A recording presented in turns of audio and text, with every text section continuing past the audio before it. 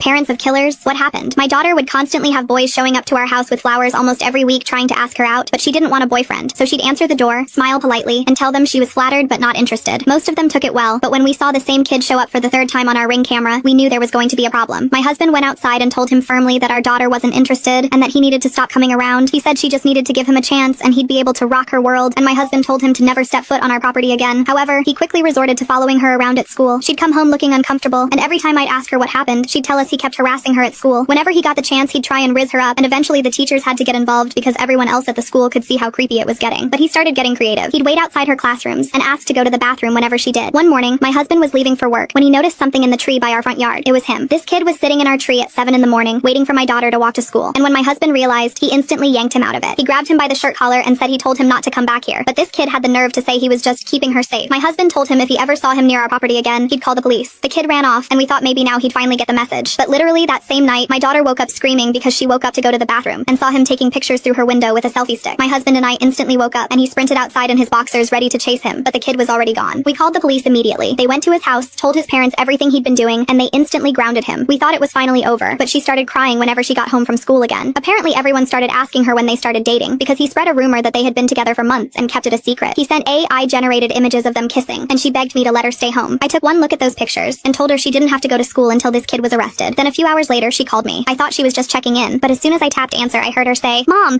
please come home, Mom. I'm so scared I don't know what to do." She was crying her eyes out and could barely form a sentence. "Baby, what happened?" But when I got home and saw the police there, I knew it was bad. Apparently, since everyone was convinced they were dating, he thought You can now check part 2 by pressing share then more.